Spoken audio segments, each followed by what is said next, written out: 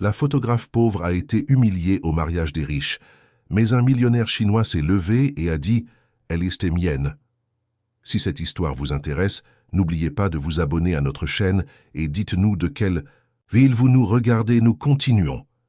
Le soleil d'été frappait les trottoirs de Paris lorsque Sophie Moreau monta les escaliers du métro sur l'avenue des Champs-Élysées. La jeune femme de 28 ans, aux cheveux bouclés et à la peau mate, portait son appareil photo inséparable autour du cou, comme s'il était une extension de son propre corps. Fille d'une femme de ménage et d'un chauffeur de bus de la banlieue, de Saint-Denis, Sophie avait conquis sa place dans le monde de la photographie, avec talent et obstination. Son petit studio à Belleville était un refuge où elle pouvait exprimer sa vision unique du monde, capturer la vérité derrière les regards, l'essence que les gens essayaient de cacher.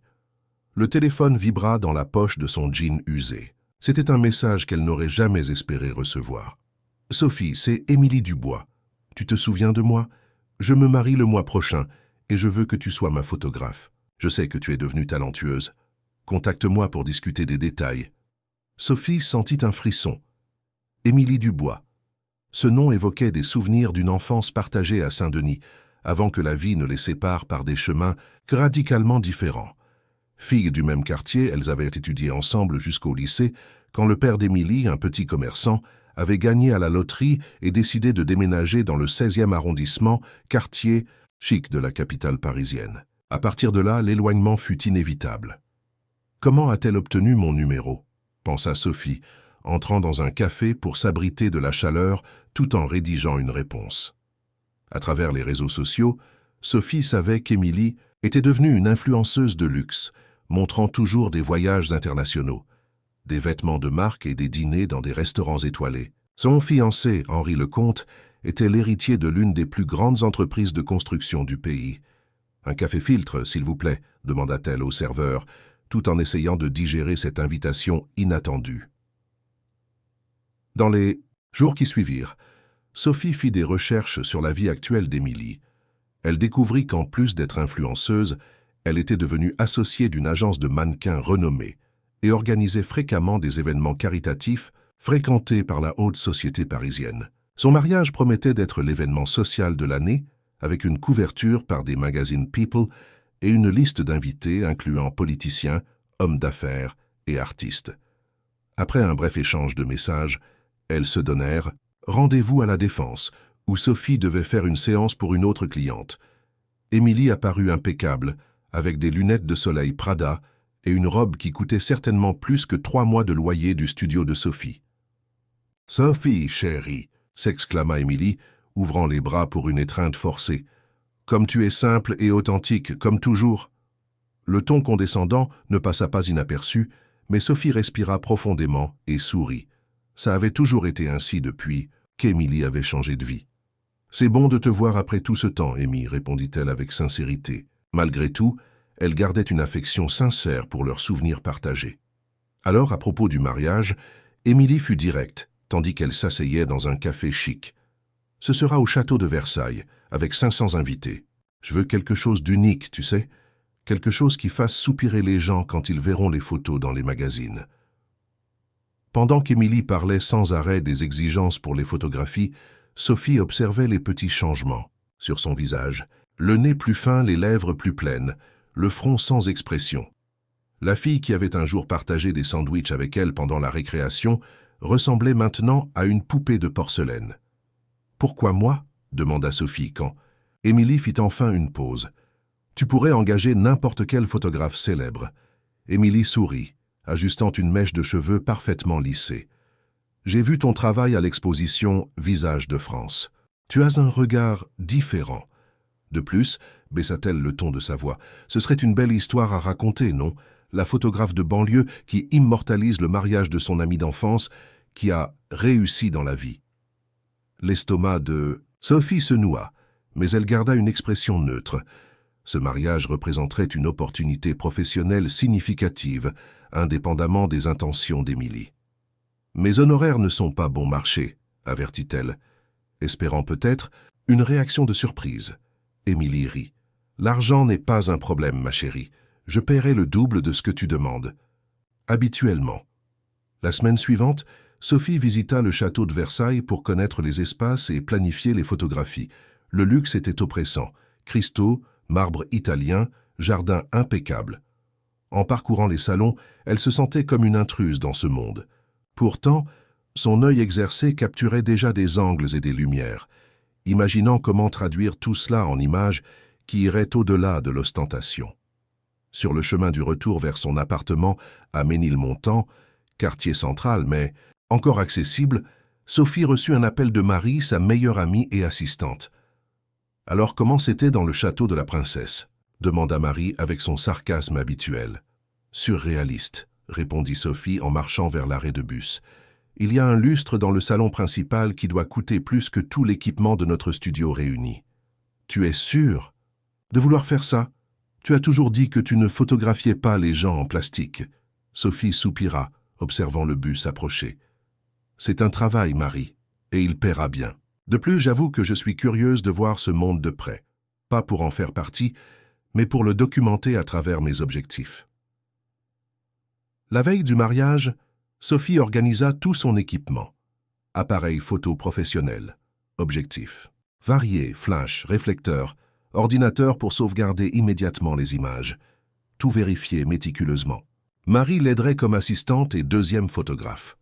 Cette nuit-là, allongée dans son lit simple dans son appartement d'une pièce, Sophie regarda les photographies encadrées au mur.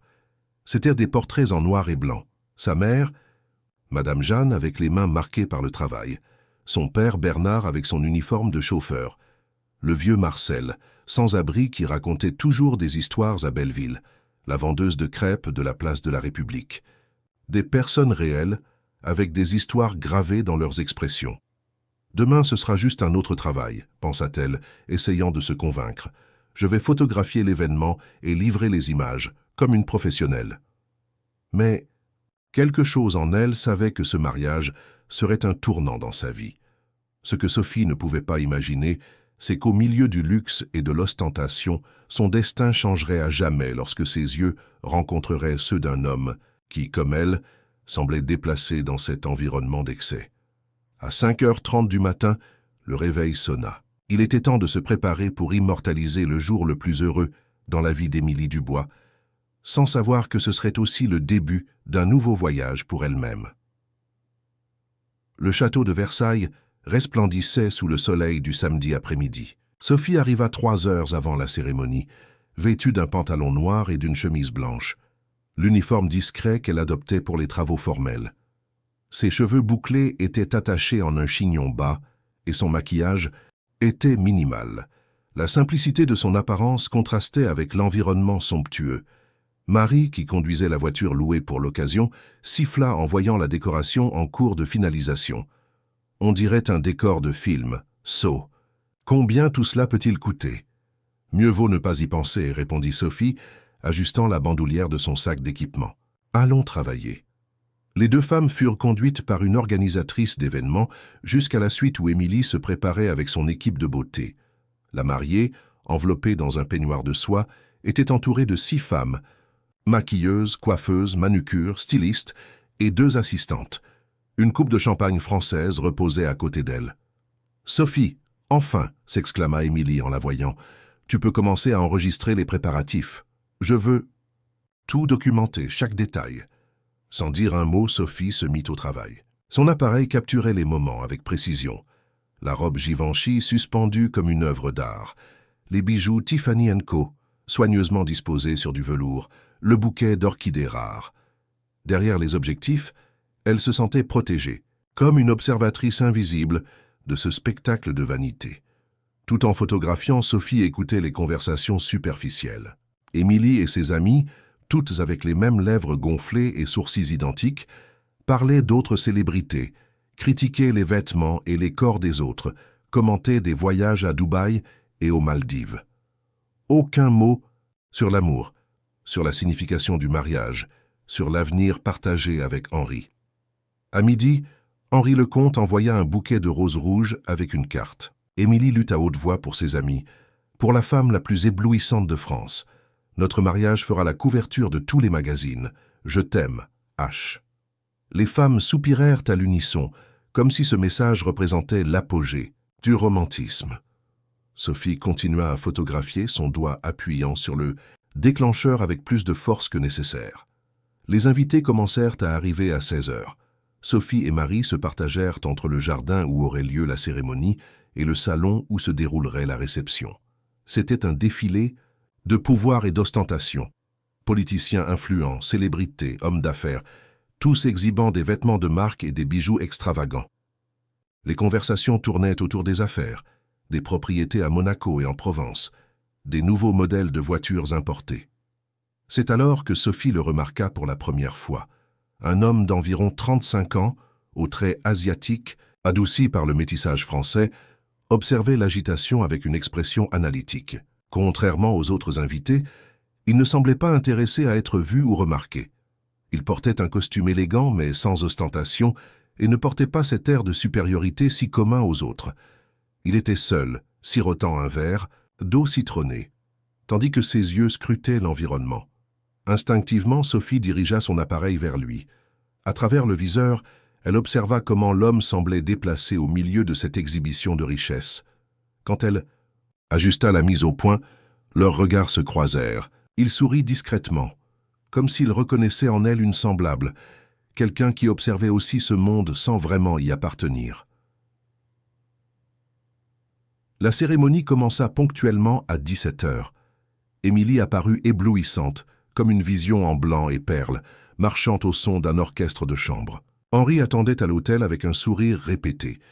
Tout était parfait, méticuleusement planifié pour les photographies qui orneraient les magazines et alimenteraient l'envie d'autrui.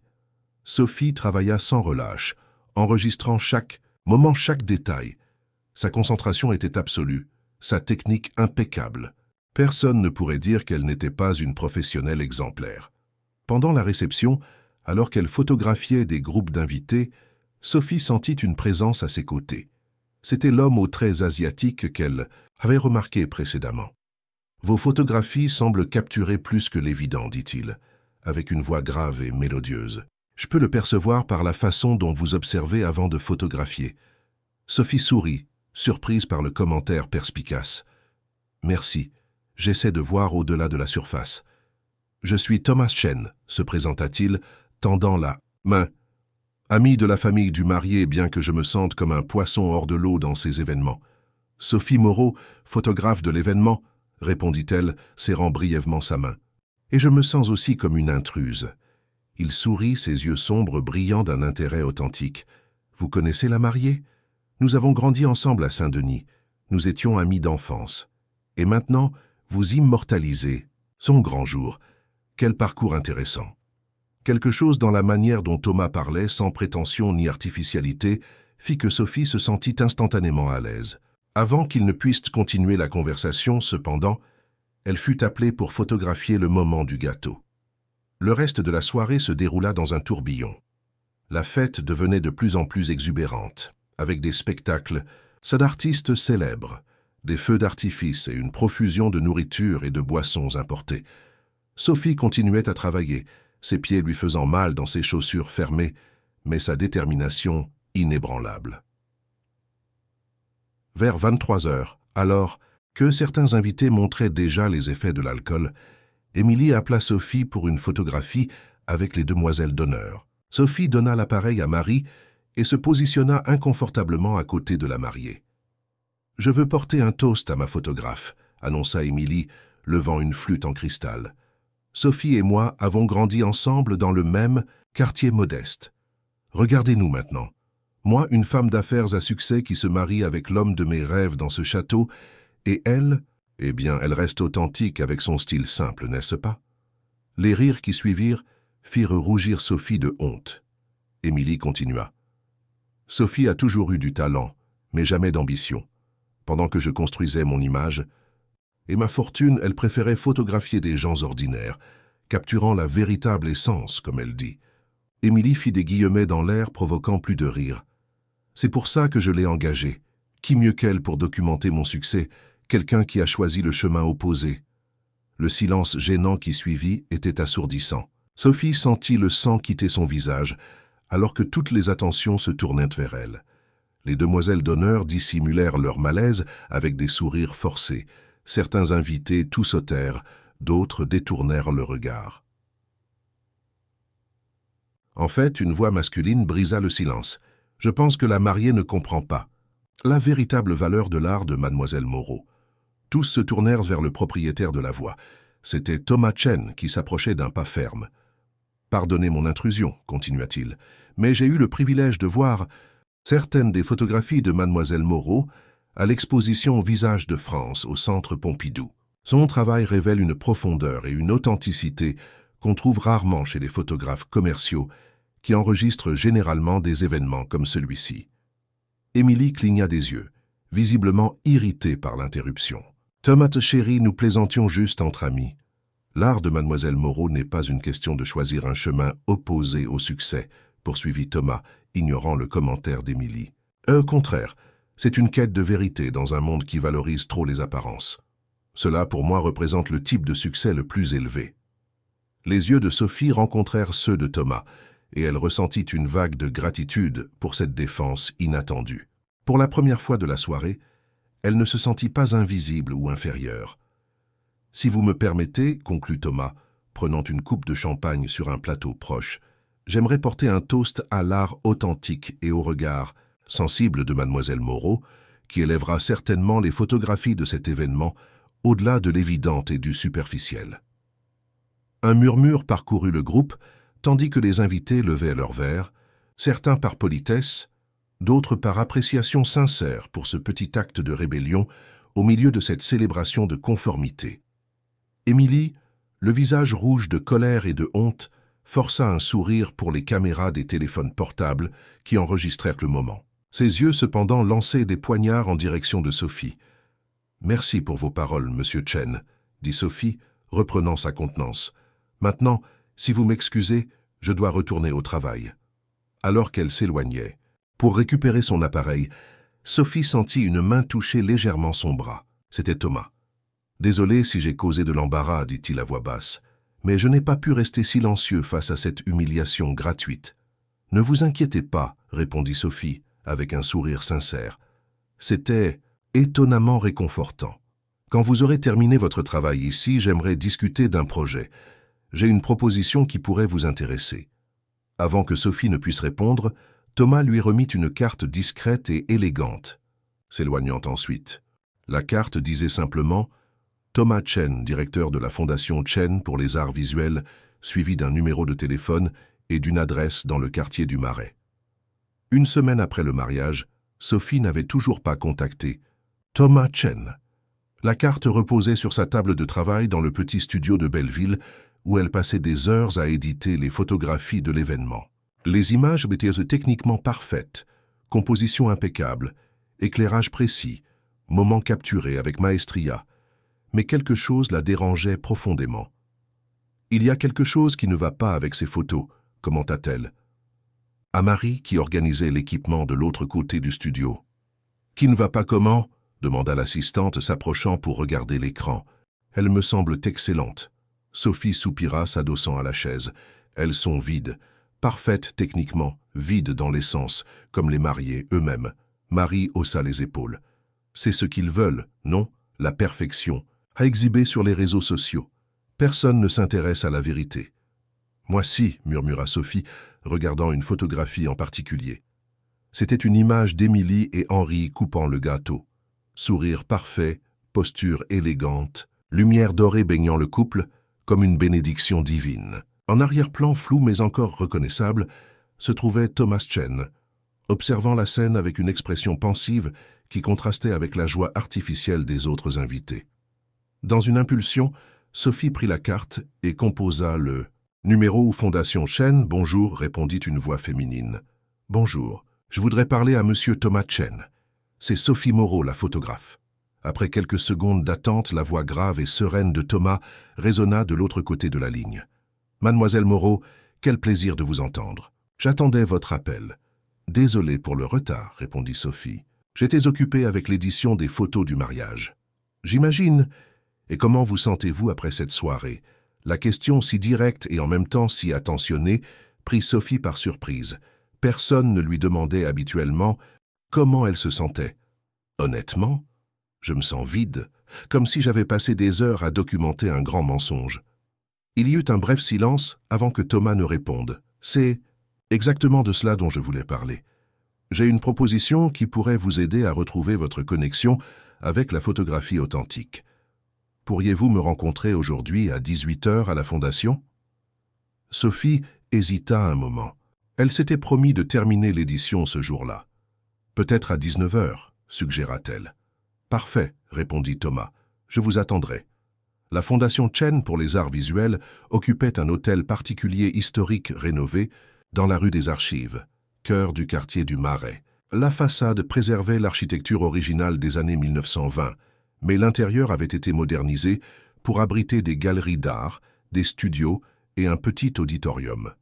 Lorsque Sophie arriva, ponctuellement à 19h, elle fut accueillie par une réceptionniste qui la conduisit à travers des couloirs décorés de photographies et de peintures contemporaines.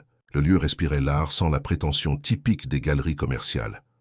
Thomas l'attendait dans un bureau spacieux au 2e étage. Les fenêtres offraient une vue sur le jardin des Archives, illuminé par des lanternes rouges traditionnelles. Il portait un pantalon sombre et une chemise en lin bleu, plus décontracté que le costume de la fête, mais tout aussi élégant. « Bienvenue, dit-il, se levant pour la saluer. « Vous acceptez un thé ?» « Avec plaisir, répondit Sophie, s'asseyant dans un fauteuil confortable. Pendant que Thomas préparait le thé dans un ensemble de céramique asiatique, Sophie observait l'environnement. Les murs exhibaient des photographies de personnes ordinaires dans des situations quotidiennes.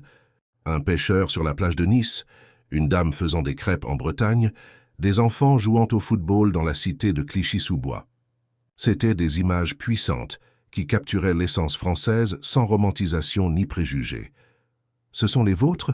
demanda-t-elle, indiquant les photographies. Thomas sourit, lui tendant une tasse fumante. « Oui, la photographie est ma passion secrète. Bien que je gère la fondation et les affaires de la famille, c'est à travers l'objectif que je vois vraiment le monde. »« Elles sont extraordinaires, » commenta Sophie avec sincérité. « Elles capturent l'âme des gens. » « C'est exactement ce que je cherche à faire, dit Thomas, s'asseyant en face d'elle.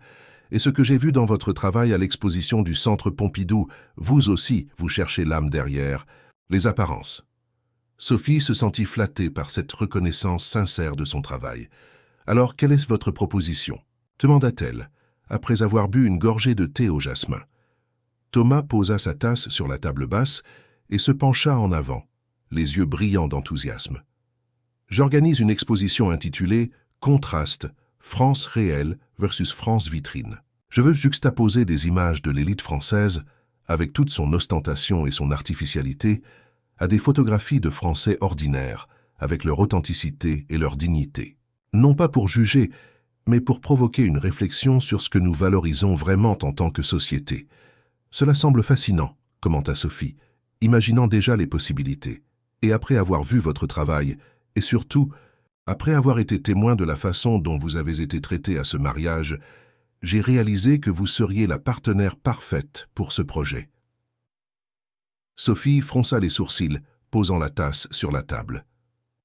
Je ne veux pas faire partie d'un projet motivé par la pitié. Thomas secoua la tête avec emphase. Il ne s'agit pas de pitié, Sophie. Il s'agit de perspective. Vous avez vécu dans les deux mondes. Vous avez grandi dans un environnement modeste. Vous connaissez la réalité française, mais vous avez également eu accès au cercle privilégié à travers votre travail. Cette dualité de perspective est exactement ce dont le projet a besoin. Sophie considéra ses paroles. Il était vrai que son parcours lui permettait de voir clairement les contradictions sociales françaises, et l'idée d'utiliser son art pour provoquer la réflexion avait toujours été son objectif principal. « Comment fonctionnerait ce partenariat ?» demanda-t-elle finalement. Vous auriez une totale liberté créative. La Fondation financerait toutes vos dépenses, fournirait des équipements supplémentaires si nécessaire, et vous recevriez des honoraires substantiels. En échange, je vous demanderai simplement de partager votre vision authentique, sans filtre ni concession. Et les photographies du mariage, vous comptez les utiliser ? Thomas sourit avec compréhension. Seulement si vous le jugez, approprié et éthique. Je ne veux pas compromettre votre relation professionnelle avec vos clients. Sophie réfléchit un moment.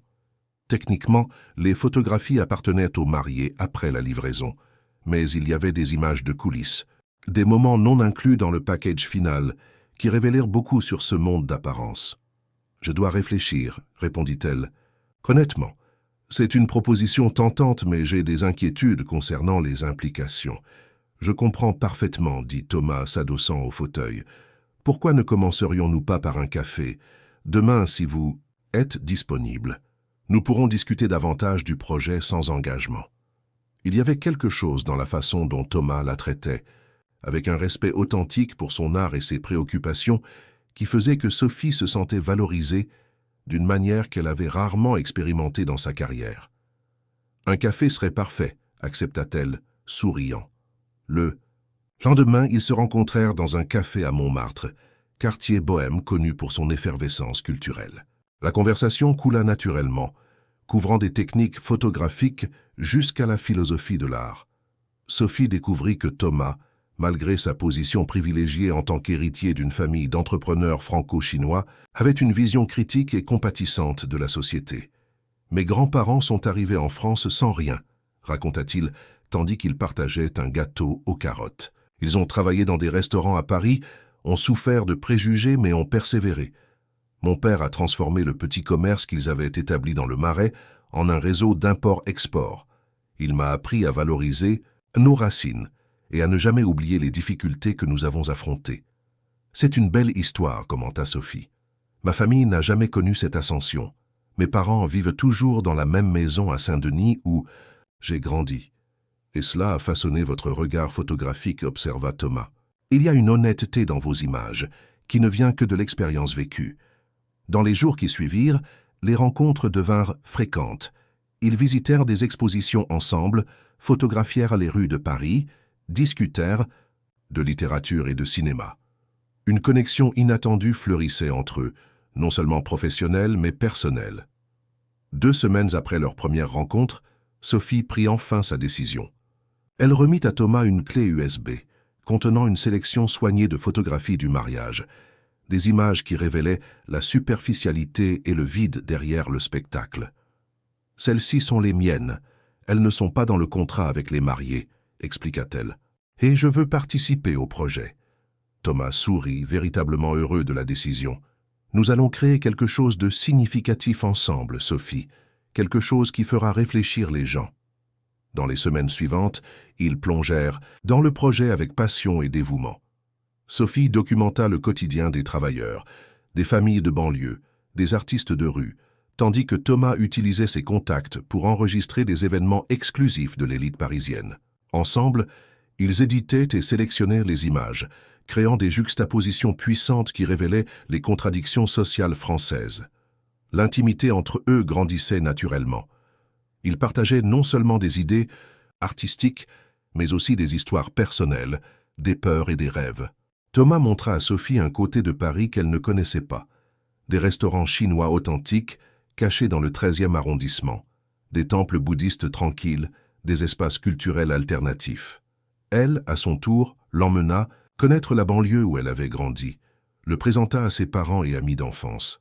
Pendant un week-end à photographier sur la côte normande, logé dans une auberge simple à Étretat, l'inévitable se produisit. Après une journée à capturer des images de pêcheurs locaux, ils s'assirent sur la plage pour regarder le coucher de soleil.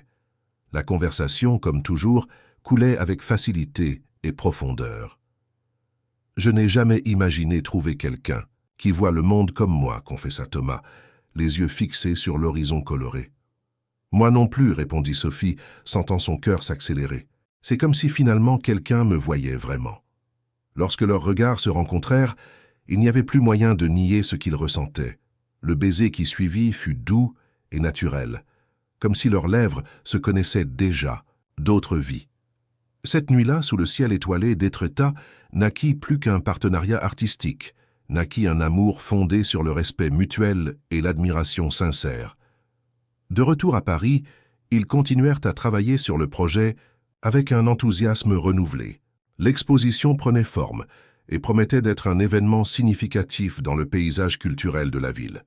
Cependant, dans la même proportion où leurs relations et leurs projets fleurissaient, grandissait aussi une ombre à l'horizon, la famille Chen commençait à montrer de l'inquiétude concernant l'implication de Thomas avec une photographe inconnue de la banlieue. Le premier signe de problème vint lors d'un dîner dans la maison de la famille Chen, un hôtel particulier traditionnel à Neuilly-sur-Seine.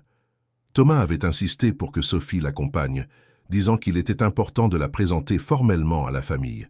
Malgré son appréhension, elle accepta l'invitation. Maison était une fusion élégante d'architecture asiatique et française. Jardin zen soigneusement entretenu, panneaux de bois foncé et œuvres d'art contemporaines. Assise à la table à manger, Sophie sentait le poids des regards évaluateurs de Li et Mei Chen, les parents de Thomas. « Alors, mademoiselle Moreau, commença Li, un homme de 60 ans à la posture rigide et à l'expression impassible, Thomas nous a dit que vous êtes photographe. »« Oui, monsieur Chen, répondit Sophie, essayant de garder une voix ferme. Je travaille principalement avec la photographie documentaire. »« Intéressant, commenta Li, bien que son ton suggérât le contraire. Et c'est une profession lucrative ?» Thomas intervint avant que Sophie ne puisse répondre. « Père, Sophie est une artiste primée. Son travail a été exposé au Centre Pompidou et dans des galeries internationales. L'art, soupira May, se servant un peu plus de saké.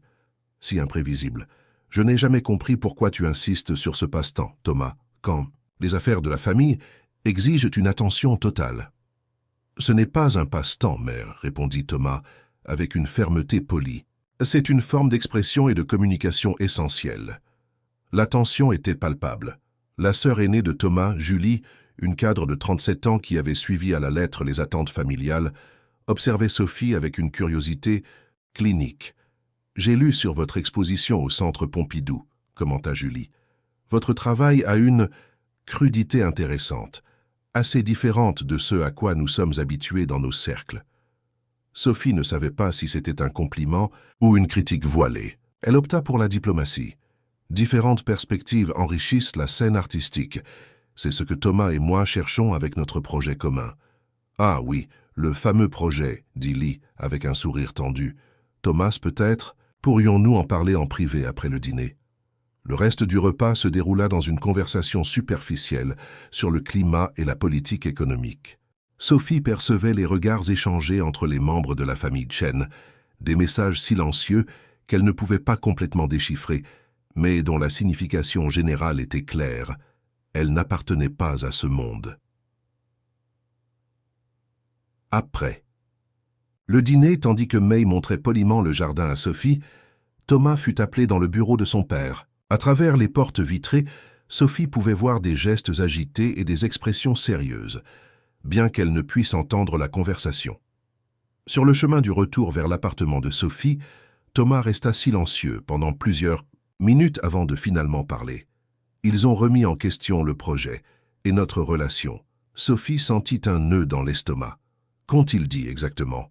Thomas soupira, gardant les yeux sur la route. Que je risque la réputation de la Fondation avec une exposition politiquement chargée.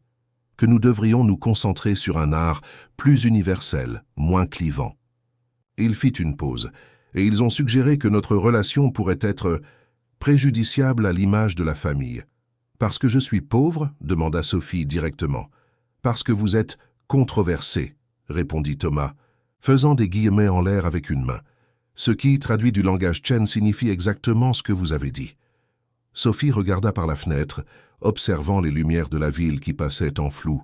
C'était une histoire aussi vieille que le temps, la famille riche désapprouvant la petite amie d'origine modeste. « Et qu'avez-vous répondu ?»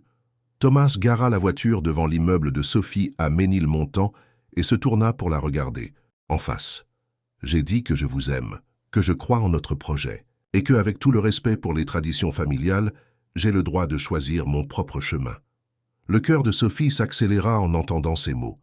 C'était la première fois que Thomas disait qu'il l'aimait. « Vous avez dit ça? Que vous m'aimez ?» Il sourit, touchant doucement son visage. « Je l'ai dit, et je le dis maintenant directement à vous. Je vous aime, Sophie Moreau, votre force, votre authenticité, votre talent. Tout en vous me fascine. » Cette nuit-là, alors qu'ils s'aimaient dans le petit appartement de Sophie, l'opposition de la famille Chen semblait distante et sans importance.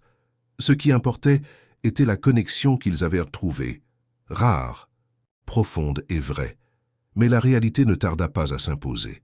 La semaine suivante, lors d'une réunion à la Fondation, Thomas fut informé que le conseil d'administration, composé majoritairement de membres de la famille et d'amis proches, avait voté contre le financement de l'exposition Contraste. Ils prétendent que le thème est trop polémique et qu'il pourrait aliéner d'importants donateurs, expliqua Thomas à Sophie, tandis qu'il marchait dans le jardin du Luxembourg. Évidemment, c'est juste une excuse. Et maintenant ? Demanda Sophie, essayant de cacher sa déception. Nous abandonnons le projet ? Thomas s'arrêta de marcher et prit ses mains. Jamais. Je vais le financer personnellement.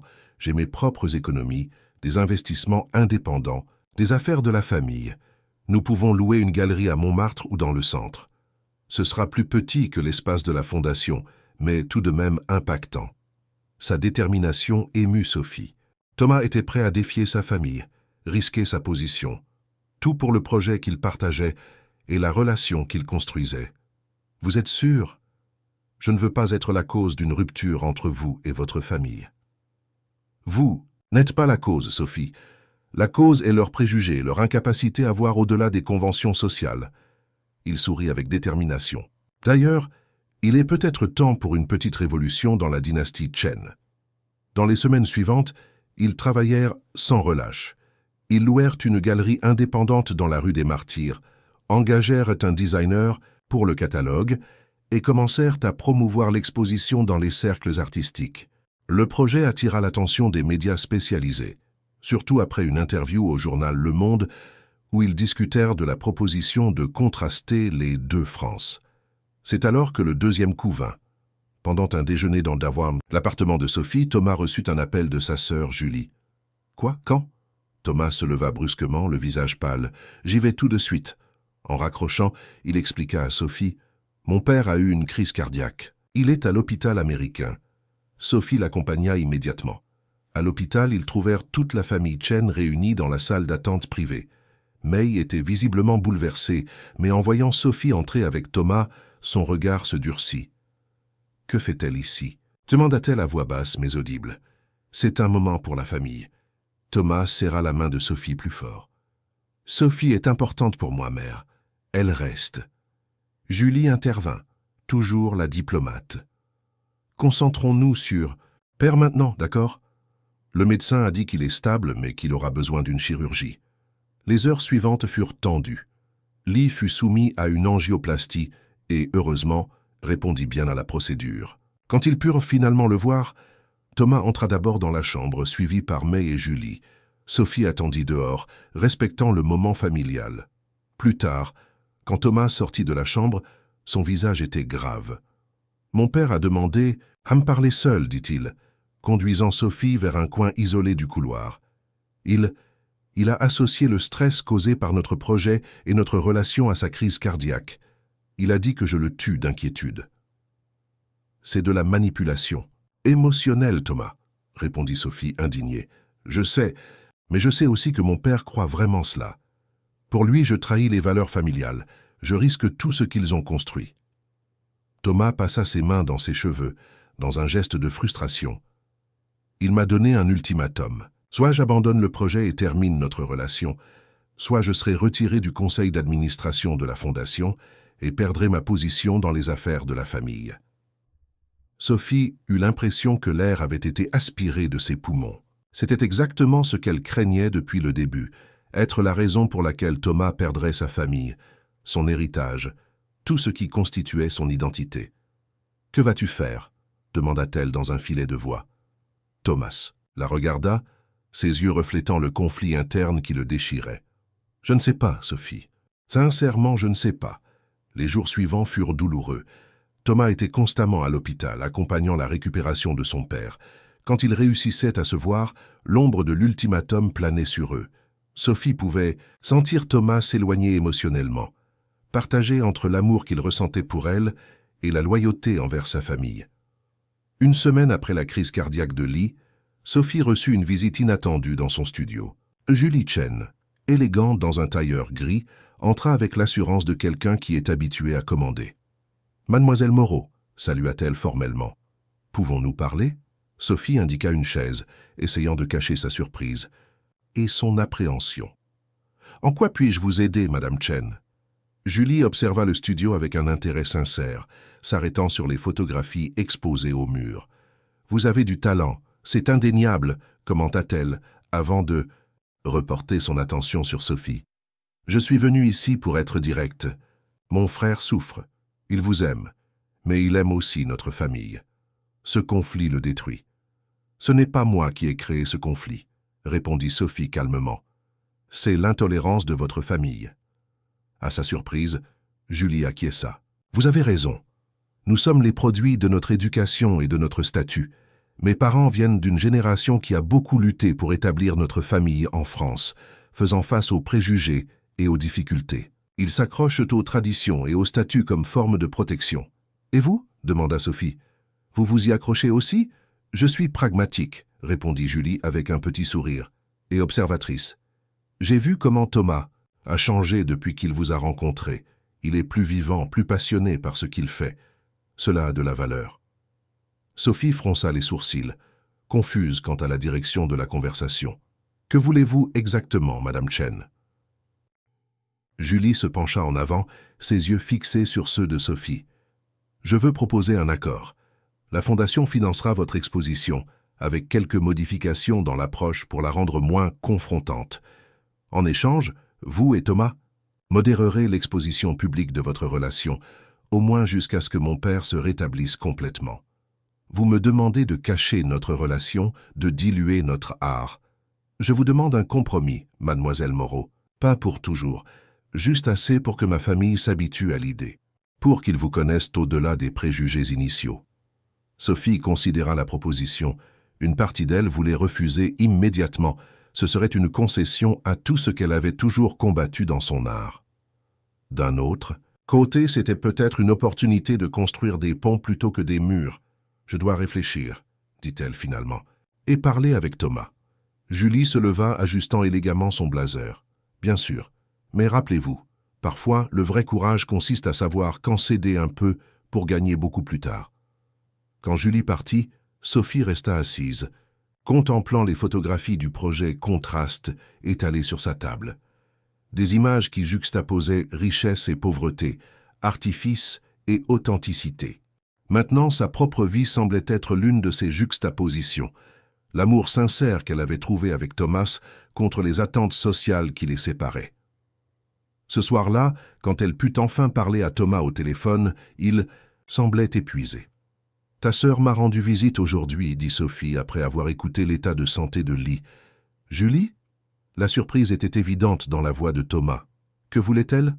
Proposer un accord. La Fondation soutient notre exposition si nous adoucissons le contenu et gardons notre relation discrète pendant un temps. Il y eut un long silence avant que Thomas ne réponde. « Qu'en penses-tu » ? « Je ne sais pas, » admit Sophie. « Une partie de moi a l'impression de trahir mes principes. Une autre partie pense que c'est peut-être une façon d'ouvrir des portes, de montrer ton art à des personnes qui normalement ne le verraient pas. »« Et nous ?» demanda Thomas, sa voix presque un murmure. « Pourrais-tu vivre ainsi en cachant ce que nous ressentons ?» La question toucha Sophie profondément. Toute sa vie, elle avait lutté pour l'authenticité, pour être vraie envers elle-même et son art. L'idée de cacher son amour pour Thomas, de prétendre n'être que sa collègue, semblait une trahison de tout ce en quoi elle croyait. « Non, répondit-elle finalement. « Je ne pourrais pas, et toi ?»« Moi non plus, » la voix de Thomas gagna en fermeté. « Sophie, je t'aime. J'aime la vie que nous avons commencé à construire ensemble. Je ne veux pas y renoncer. Et ta famille, les affaires ? Elles sont importantes pour moi, bien sûr. Mais j'ai réalisé quelque chose pendant ces jours loin de toi. Rien de tout cela n'a de sens si je ne peux pas être qui je suis vraiment. Et une partie de qui je suis maintenant est liée à toi, à notre travail commun, à la vision que nous partageons. » Les mots de Thomas réchauffèrent le cœur de Sophie. Même ainsi, elle ne pouvait ignorer la réalité des conséquences. « Tu es sûr ? C'est une décision qui peut changer ta vie pour toujours. »« J'en suis sûr. » La détermination dans sa voix était inébranlable. « Demain même, je vais parler à ma famille. Je ne céderai pas à l'ultimatum de mon père. S'il m'aime vraiment, il finira par comprendre mon choix. » Cette nuit-là, seule dans son appartement, Sophie contempla la lune à travers la fenêtre. La vie qu'elle avait imaginée pour elle-même dédiée exclusivement à son art sans complications émotionnelles ou familiales, s'était complètement transformée ces derniers mois. Maintenant, elle était au centre d'un drame familial, digne des feuilletons que sa mère regardait religieusement. Mais il y avait aussi quelque chose de libérateur dans cette situation. Pour la première fois, elle se sentait vraiment aimée pour ce qu'elle était. Non pas malgré son origine modeste ou ses choix artistiques, mais exactement à cause d'eux. Thomas voyait en elle la force et l'authenticité que d'autres voyaient comme de l'entêtement ou de la naïveté. L'horizon de Paris, les lumières des gratte-ciel brillaient comme des étoiles artificielles. Quelque part dans cette immensité urbaine, Thomas contemplait aussi le même ciel, se préparant pour une bataille qui changerait le cours de leur vie. La première page du journal Le Monde affichait un titre qui fit s'étouffer Sophie avec « Son café du matin ». L'héritier de la famille Chen quitte le conseil d'administration de la fondation pour poursuivre une carrière artistique indépendante. L'article détaillait comment Thomas Chen, après des divergences créatives avec le conseil, avait décidé de s'éloigner temporairement de l'administration de la fondation qui portait le nom de sa famille pour explorer de nouveaux horizons artistiques. Le téléphone sonna, c'était Marie. « Tu as vu le journal ? Ton petit ami est dans toutes les colonnes sociales. Je le vois maintenant, » répondit Sophie, encore étourdie. « Je ne savais pas qu'il ferait cela si rapidement. » La décision de Thomas avait été drastique. Après une discussion animée avec ses parents, il avait choisi de quitter le conseil d'administration de la fondation, ne conservant que ses actions dans les entreprises familiales, quelque chose qu'il ne pouvait pas légalement lui retirer. Lee, encore en convalescence, avait été furieux, May dévastée. Seule Julie avait montré une certaine compréhension, bien qu'elle désapprouvât l'approche de son frère. « Et maintenant, vous allez vraiment poursuivre l'exposition ?» demanda Marie. « Oui, Thomas a loué un espace à la Galerie Rouge. L'ouverture sera dans 2 mois. » « Mon Dieu, sot, tu as vraiment bouleversé la vie de ce gars. »« Ce n'était pas mon intention, » répondit Sophie, ressentant un mélange de culpabilité et d'admiration pour le courage de Thomas. Il dit qu'il est simplement fidèle à lui-même pour la première fois. Après avoir raccroché, Sophie resta à regarder l'article. Il y avait un petit paragraphe mentionnant que Thomas travaillerait sur un projet photographique collaboratif avec la photographe documentaire Sophie Moreau. Son nom là, imprimé à côté du sien, rendait tout plus réel. Son téléphone vibra avec un message de Thomas. « Bonjour mon amour, tu as vu le journal? Désolé de ne pas t'avoir prévenu. Avant. Nous devons parler, je peux passer chez toi dans 1 heure. » Quand Thomas arriva, il semblait simultanément épuisé et soulagé. Il serra Sophie longuement dans ses bras avant de s'asseoir sur le petit canapé de l'appartement. « Tu vas bien ?» demanda-t-elle, lui servant un café. « Oui, il sourit, acceptant la tasse. « C'est étrange, mais je me sens plus léger malgré tout, comme si j'avais laissé un poids derrière moi. »« Ta famille ?» Le sourire disparut. « Mon père a dit qu'il ne veut pas me voir pendant un moment. Ma mère est entre la colère et l'inquiétude. Julie est la seule qui me parle encore normalement. »« Je suis désolée, » dit Sophie, s'asseyant à côté de lui. « Je n'ai jamais voulu être la raison d'une rupture dans ta famille. » Thomas prit sa main, entrelaçant ses doigts avec les siens. « Tu n'es pas la raison, Sophie. Tu as juste été le catalyseur de quelque chose qui était déjà latent en moi. L'insatisfaction face au chemin prédéterminé, l'envie de faire quelque chose de significatif avec mon art. Tout cela a toujours été là. Tu m'as donné le courage d'assumer qui je suis vraiment. » Ces paroles réconfortèrent Sophie, bien que l'inquiétude persistât. Elle connaissait bien la valeur de la famille, ayant grandi dans un foyer où le soutien mutuel était essentiel à la survie. « Penses-tu qu'ils te pardonneront éventuellement ?»« Je l'espère, » répondit Thomas avec un soupir. « Ma famille peut être traditionnelle et têtue, mais elle est aussi unie. Quand ils verront que je suis heureux et épanoui, peut-être accepteront-ils mes choix. Nous devons donner du temps. » Dans les semaines suivantes, ils plongèrent complètement dans le travail. L'exposition Contraste prenait forme, maintenant avec une portée encore plus large. Sans les restrictions de la Fondation, Thomas et Sophie purent explorer des angles plus provocateurs de l'inégalité française. Ce fut pendant cette période intense de travail que Sophie reçut une notification inattendue sur son Instagram. Émilie Dubois avait posté une photo du mariage, prise par Sophie, avec la légende « Souvenir du jour le plus parfait de ma vie, capturé par la talentueuse Sophie Moreau Photo, mon amie d'enfance qui fait sensation. Hypocrite, murmura Sophie, montrant le poste à Thomas qui travaillait sur son ordinateur portable dans le studio. Après m'avoir humilié publiquement, elle veut maintenant profiter de l'attention que nous recevons. Typique, commenta Thomas, ajustant les lunettes qu'il utilisait pour le travail de prêt. Des gens comme Émilie vivent d'apparence. Elle a réalisé que tu gagnais en visibilité et veut associer son nom au tien. Sophie continua à faire défiler le fil d'Émilie. Quelque chose qu'elle faisait rarement. Les images montraient une vie apparemment parfaite. Voyages internationaux, dîners sophistiqués, vêtements de marque, toujours aux côtés de son mari Henri qui souriait mécaniquement pour la caméra. Tout. Et si artificiel, commenta-t-elle. Comme si la vie était une vitrine constante. C'est exactement ce que notre exposition veut montrer, répondit Thomas. La différence entre réalité et apparence. Sophie s'arrêta sur une photo particulière qui attira son attention. Émilie posait à côté d'une dame âgée dans une institution caritative. La légende disait « Visite à la maison Sainte-Monique aujourd'hui ». Toujours émouvant de pouvoir aider ceux qui en ont besoin. Responsabilité sociale, charité sans flash. Quelque chose dans cette image dérangeait profondément Sophie. L'expression « forcée » d'Émilie, la façon dont elle tenait la main de la vieille dame comme si elle touchait quelque chose de désagréable, la contradiction avec l'attitude dont elle avait été témoin au mariage.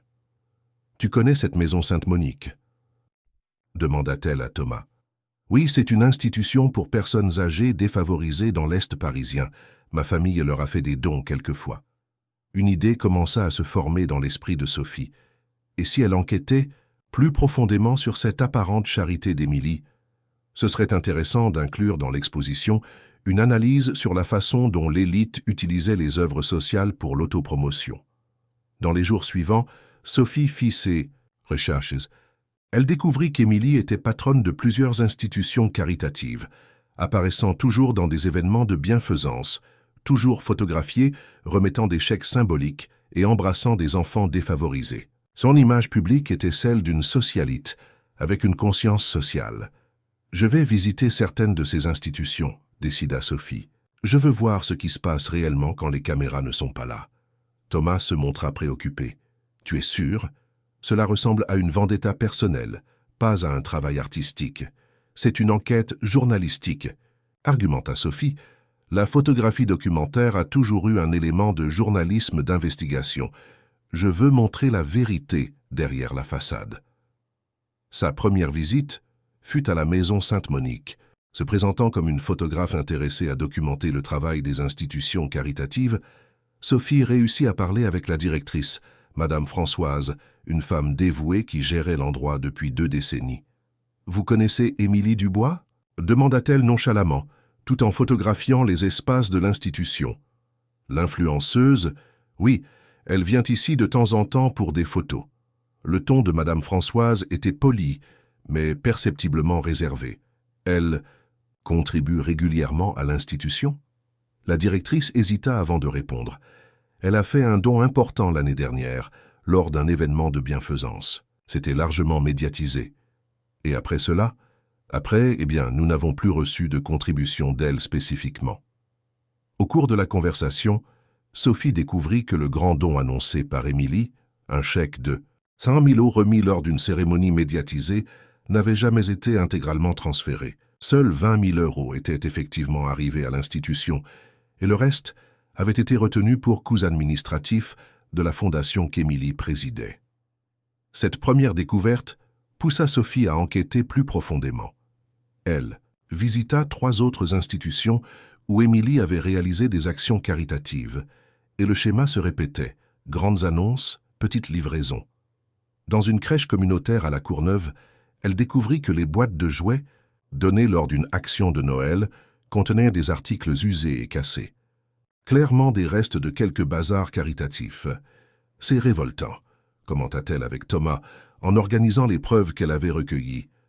Elle utilise la misère des autres pour construire une image de bienveillance, mais tout est façade. Nous devons être prudents, Sophie, avertit Thomas. Émilie a des connexions puissantes. Si nous incluons ces découvertes dans l'exposition, nous avons besoin de preuves irréfutables. Je documente tout, assura Sophie. Témoignages, photographies, comparaisons entre ce qui a été annoncé et ce qui a été livré. C'est un travail journalistique sérieux. À mesure que l'enquête avançait, Sophie découvrit plus. La fondation présidée par Émilie, théoriquement dédiée à soutenir les communautés vulnérables, dépensait 70% de ses ressources en galas et campagnes publicitaires. Seule une fraction arrivait, effectivement aux nécessiteux. Plus grave encore, grâce à un contact aux impôts que Marie connaissait, Sophie obtint des informations suggérant que la fondation pourrait être utilisée pour blanchiment d'argent et évasion fiscale. Des entreprises liées à la famille d'Henri faisaient des dons à la fondation et recevaient des avantages fiscaux, tandis que l'argent circulait en retour via des consultations surfacturées. « C'est plus sérieux que nous l'imaginions », dit Thomas, analysant les documents que Sophie avait obtenus. « Ce n'est pas seulement vanité et hypocrisie, il pourrait y avoir des crimes fiscaux impliqués. »« Nous devons exposer cela », insista Sophie, son sens de la justice enflammé. « Nous ne pouvons pas les laisser continuer à exploiter des personnes vulnérables pour leurs propres bénéfices. » Je suis d'accord, mais peut-être que l'exposition artistique n'est pas le moyen approprié. C'est du matériel pour un reportage d'investigation, peut-être même pour le parquet national financier. Sophie réfléchit aux paroles de Thomas. Il avait raison. Ces découvertes allaient au-delà de la portée artistique qu'ils avaient prévue pour contraste. En même temps, elle ressentait une urgence presque viscérale d'exposer le vrai visage d'Émilie. « Je vais contacter une journaliste que je connais au Monde », décida-t-elle finalement. Elle travaille sur des reportages d'investigation et pourrait donner le traitement adéquat à ces informations. La journaliste Isabelle Martin se montra immédiatement intéressée par le matériel. Après une réunion détaillée, où Sophie et Thomas présentèrent toutes les preuves collectées, Isabelle confirma qu'il y avait potentiel pour un grand reportage. « Mais nous avons besoin de plus », expliqua la journaliste. « Des témoignages, de l'intérieur de la fondation, quelqu'un qui confirme les irrégularités.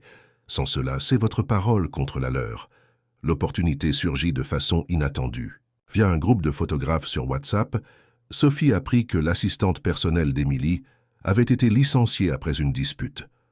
L'ex-employée, Patricia, était blessée et disposée à parler. La rencontre avec Patricia, dans un café discret près de la place de la République, se révéla être une mine d'or. L'ex-assistante confirma tous les soupçons et ajouta de nouveaux détails. Émilie falsifiait des reçus, exigeait des commissions des fournisseurs et manipulait les chiffres pour impressionner des partenaires potentiels. Elle me faisait modifier des photographies pour faire croire que les événements avaient plus de personnes, raconta Patricia. Et une fois, elle m'a demandé d'éditer numériquement la valeur d'un chèque donné, en doublant les zéros pour une publication sur Instagram. Avec le témoignage de Patricia, Isabelle avait ce dont elle avait besoin pour commencer formellement l'enquête journalistique. Le processus prendrait quelques semaines, avec droit de réponse pour Émilie et vérification minutieuse de chaque accusation. Quand cela sera publié, cela provoquera un tremblement de terre, avertit Isabelle. Vous êtes prêts pour les conséquences? La question plana dans l'air. Sophie et Thomas échangèrent des regards, conscients qu'ils étaient sur le point de défier quelqu'un avec du pouvoir et des connexions. Mais la conviction dans la justice de ce qu'ils faisaient était plus forte que la peur. « Nous le sommes », répondit Sophie, avec Thomas acquiesçant à ses côtés. Ce soir-là, alors qu'ils organisaient le matériel pour l'exposition qui aurait lieu dans 2 semaines, Thomas reçut un appel de Julie. Après une brève conversation, il raccrocha avec une expression préoccupée. « Qu'est-ce qu'il y a ?» demanda Sophie.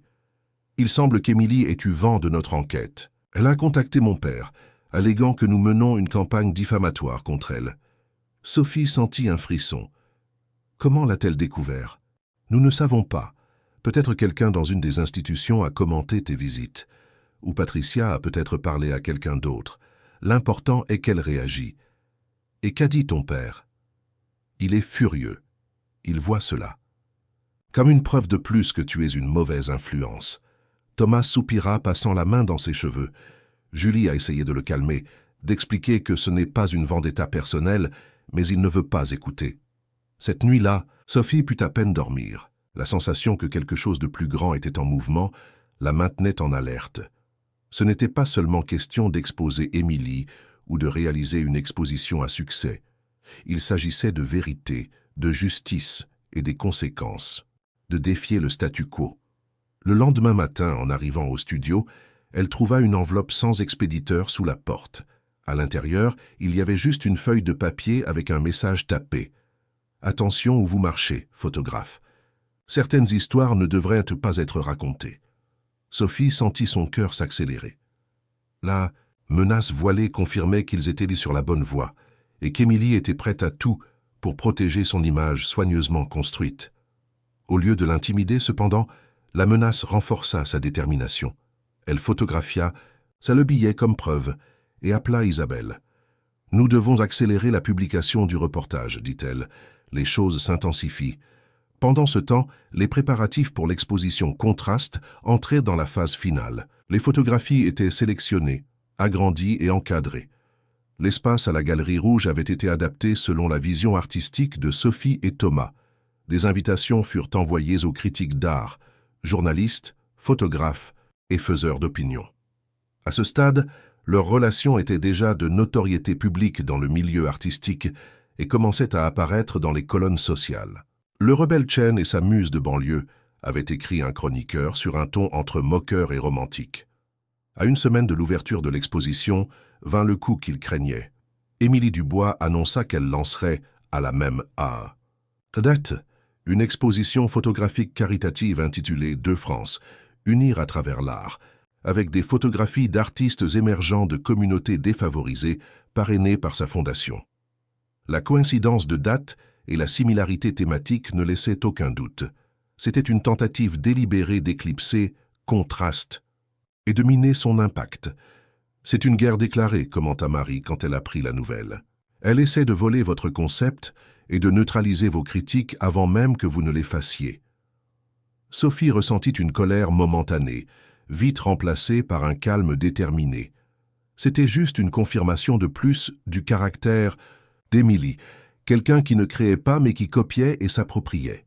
« Nous ne changerons rien, décida-t-elle avec l'accord de Thomas. Notre exposition a de la substance, la sienne n'est qu'apparence.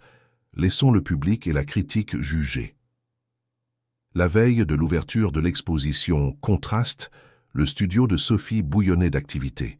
Marie vérifiait la liste des invités confirmés, tandis que des bénévoles de la Galerie Rouge finalisaient le montage des derniers panneaux.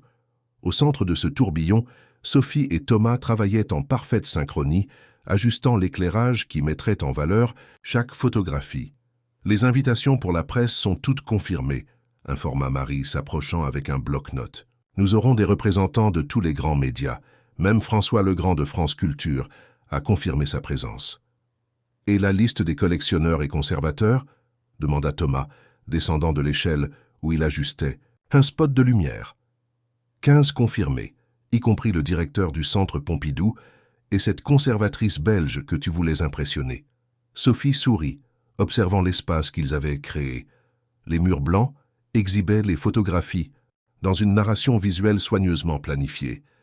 D'un côté, des images de l'élite française dans sa bulle de privilèges. De l'autre, des portraits de la vie quotidienne dans les banlieues, les cités et les communautés rurales.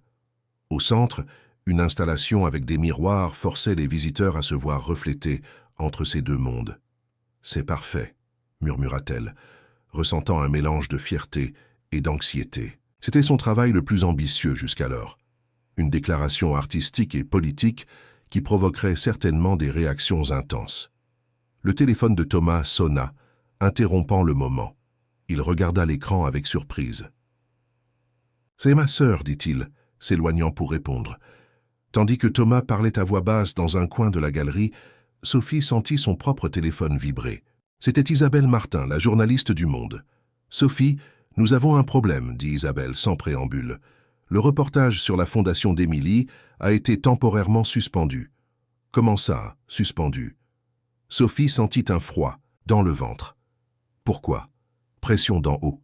Il semble que son mari, Henri, ait des connexions avec l'un des principaux annonceurs du journal. Ils exigent plus de vérification avant la publication. « C'est de la censure, » protesta Sophie, attirant les regards des présents. Elle baissa la voix. « Nous avons toutes les preuves, témoignages, documents. » Je sais, et je continue à défendre le reportage en interne. Mais il sera retardé. Il ne sortira pas avant votre exposition, comme nous l'avions prévu. » Après avoir raccroché, Sophie ressentit un mélange de colère et d'impuissance. C'était le genre de situation qui confirmait tout ce qu'il dénonçait dans Contraste, le pouvoir de l'élite à faire taire les critiques et à manipuler le récit. Thomas revint de son appel avec une expression également perturbée. « Julie dit que mes parents ont découvert l'enquête contre Émilie. Apparemment, Henri Lecomte a personnellement appelé mon père, alléguant que nous menons une campagne de diffamation motivée par la jalousie et le ressentiment. » Sophie laissa échapper un soupir exaspéré. Le reportage du Monde a été suspendu. Pression des annonceurs. Thomas acquiesça comme s'il s'attendait déjà à quelque chose comme ça. Ils jouent avec leurs règles, sur un échiquier qu'ils contrôlent depuis des générations. Et que faisons-nous maintenant? Thomas prit les mains de Sophie entre les siennes, ses yeux transmettant une détermination sereine. Nous continuons avec notre plan. L'exposition parle d'elle-même. Si nous ne pouvons pas compter sur le reportage pour exposer l'hypocrisie d'Émilie, notre art devra être encore plus percutant. Ce soir-là, seule dans son appartement pendant que Thomas réglait les derniers détails à la galerie, Sophie reçut une visite inattendue. La sonnette retentit à 21h, et à travers le Judas, elle vit une figure élégante dans le couloir. Mei Chen, mère de Thomas. Le cœur battant, elle ouvrit la porte. « Madame Chen », salua-t-elle formellement. « Thomas n'est pas ici. »« Je sais », répondit Mei, sa posture impeccable comme toujours. « C'est avec vous que je souhaite parler, mademoiselle Moreau. Puis-je entrer ?» Sophie hésita seulement un moment avant de s'écarter. Mei entra, observant discrètement le petit appartement avec ses meubles simples et ses murs couverts de photographies. « Belles images », commenta-t-elle, s'arrêtant devant un portrait en noir et blanc de la mère de Sophie. « Il y a de l'honnêteté. En elle. »« Merci », répondit Sophie, surprise par ce compliment inattendu. « Vous acceptez un thé ou un café ? » ?»« Le thé serait agréable, merci. » Pendant que Sophie préparait le thé dans la petite cuisine, elle sentait le poids du regard de Mei. La matriarche des Chen dégageait une aura d'autorité sereine, si différente de l'explosivité de Li. « J'imagine que vous vous demandez le motif de ma visite, » dit Mei, acceptant la tasse que Sophie lui offrait. « Je l'avoue. » Mais prit une petite gorgée avant de parler. « Je suis venu mieux connaître la femme qui a transformé mon fils. Ce n'est pas moi qui l'ai transformé. Madame Chen, Thomas a simplement trouvé le courage d'être qui il est vraiment. » Un sourire presque imperceptible apparut sur les lèvres de Mei. « Peut-être, mais vous avez été le catalyseur. » Elle fit une pause. « Savez-vous, quand Thomas était enfant, il a toujours été différent de Julie. Alors qu'elle embrassait naturellement les traditions et les attentes de la famille, lui questionnait tout. « Pourquoi, maman? Pourquoi les choses doivent être ainsi ?» Sophie sourit, reconnaissant le Thomas qu'elle connaissait dans cette description. « Nous l'avons poussé à se conformer, » continua Mei, avec une touche de mélancolie. « Nous pensions que c'était pour son bien, pour préserver tout ce que nous avions construit. » Ses yeux rencontrèrent ceux de Sophie. Mais depuis qu'il vous a rencontré, Thomas semble plus vivant. Li ne peut pas encore le voir, mais moi, vous ne désapprouvez pas notre relation ? Demanda Sophie, surprise par la direction de la conversation. Je ne vais pas mentir, répondit Mei avec franchise. Vous n'êtes pas le type de femme que j'imaginais pour mon fils, mais je ne peux pas non plus nier l'éclat que je vois dans ses yeux quand il parle de vous, ou la qualité du travail que vous créez ensemble. Sophie ressentit une vague d'émotion qu'elle n'attendait pas. La reconnaissance de Mei, même partielle, signifiait beaucoup. Cependant, continua la matriarche, son ton durcissant légèrement, je suis préoccupée par cette enquête contre Émilie Dubois. C'est dangereux de se faire des ennemis. Puissant, mademoiselle Moreau. Nous n'inventons rien, madame Chen. Nous documentons simplement la vérité. La vérité est une arme puissante, mais à double tranchant. Mei posa la tasse sur la table. Émilie et Henri ont des connexions avec des personnes qui peuvent détruire des carrières, fermer des portes, ruiner des réputations. Ils font déjà pression sur notre famille, menaçant de rompre des partenariats commerciaux de plusieurs décennies. « Je suis désolé pour cela, » dit Sophie sincèrement. « Nous n'avons jamais voulu nuire à votre famille. Je le sais. » Mei se leva avec élégance. « Je suis venu ici aujourd'hui non pas pour vous demander d'abandonner, mais pour vous avertir. Soyez préparés pour les conséquences. Et, elle hésita brièvement, pour dire que, indépendamment de ce que Lee pourrait exprimer publiquement, vous avez mon soutien discret. Ces paroles prirent Sophie complètement par surprise. Pourquoi? May sourit, maintenant plus ouvertement. Parce qu'une mère reconnaît quand son fils a trouvé son vrai chemin, et parce que, contre toutes attentes, je commence à admirer votre courage, mademoiselle Moreau. Après le départ de May, Sophie resta assise pendant de longues minutes, digérant cette conversation surréaliste. Quand Thomas arriva 1 heure plus tard, elle lui raconta tout, observant son expression passer de la surprise à l'émotion. « Ma mère est venue ici et a dit ça ?» Il semblait presque incrédule. Elle a toujours été la gardienne, la plus féroce des traditions familiales. « Je pense qu'elle commence à voir au-delà des apparences, » répondit Sophie l'embrassant, comme le ferait une bonne photographe. Le lendemain matin, jour de l'ouverture de l'exposition, les journaux contenaient de grandes annonces de l'événement caritatif d'Émilie. 2 France, unir à travers l'art. La publicité ostentatoire soulignait la présence confirmée de célébrités, politiciens et hommes d'affaires influents. En contraste, ne recevait que de petites mentions dans les sections culturelles. Elle utilise tout son pouvoir médiatique pour nous éclipser, commenta Marie, feuilletant les journaux au petit déjeuner improvisé dans la galerie où ils avaient passé la nuit à finaliser les derniers détails. « Laisse-la essayer, » répondit Sophie avec sérénité. « Notre force est dans le contenu, pas dans le spectacle. » À 19 h, la Galerie Rouge ouvrit ses portes pour le vernissage de Contraste. L'attente de Sophie et Thomas était celle d'un public modeste, principalement du milieu artistique et académique. À leur surprise, une file se forma sur le trottoir, s'étendant sur presque un pâté de maison. « Qu'est-ce qui se passe ?» demanda Sophie à Marie, qui vérifiait la liste des invités à l'entrée. « Je ne sais pas exactement, » répondit l'assistante enthousiaste. « Il semble que quelque chose sur les réseaux sociaux ait stimulé l'intérêt. Nous recevons des personnes qui n'étaient même pas sur notre liste. » L'explication vint quelques minutes plus tard, quand Isabelle Martin arriva, rayonnante. « Vous ne croirez pas. Un informateur a divulgué des parties de notre enquête à Mediapart. Ils ont publié un article préliminaire en ligne il y a 2 heures, avec certaines des preuves que nous avons recueillies sur la fondation d'Émilie. Ça explose sur les réseaux. L'impact fut immédiat. Tandis que les visiteurs parcouraient l'exposition, beaucoup commentèrent le reportage, établissant des connexions avec les photographies qui dénonçaient l'hypocrisie sociale. Critiques d'art, journalistes et influenceurs numériques enregistraient tout sur leur téléphone, partageant leurs impressions en temps réel. Au centre de la galerie, l'installation avec miroir devint particulièrement puissante dans ce contexte. Les visiteurs se voyaient littéralement reflétés entre des images de privilèges et de pauvreté, forcés à questionner leur propre rôle dans cette dynamique sociale. À 21 h, quand l'exposition atteignait son pic d'affluence, un bourdonnement à l'entrée annonça l'arrivée de visiteurs inattendus. Julie Chen, élégante dans une robe, noire minimaliste, accompagnée par nul autre que May et Lee.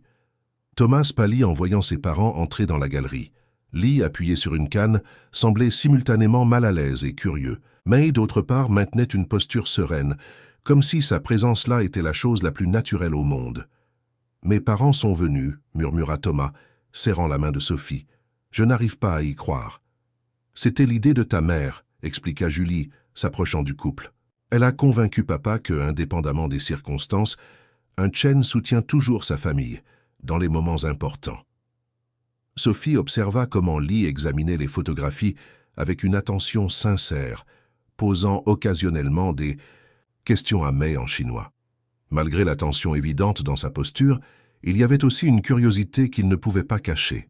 « Va leur parler, » encouragea Sophie. « C'est un moment pour des ponts, pas des murs. » Thomas acquiesça et marcha vers ses parents. Sophie les observa de loin, remarquant comment Lee maintint initialement une expression impassible, mais commença graduellement à gesticuler en discutant des photographies avec son fils. Ce n'était pas une réconciliation complète, mais c'était un début.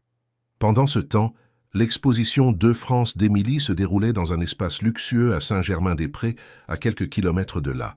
Selon des messages qui arrivaient via des amis communs, l'événement était rempli de célébrités et de figures de la haute société. Mais le bourdonnement sur l'article de Mediapart commençait à circuler, générant des conversations dans des coins discrets et des regards méfiants. Vers 22 heures, quand critiques et journalistes circulaient déjà entre les deux expositions, il devint clair laquelle avait conquis la légitimité artistique. Tandis que Deux France était décrite comme esthétiquement agréable mais superficielle, Contraste recevait des éloges pour son honnêteté brutale et sa perspective unique sur l'inégalité française.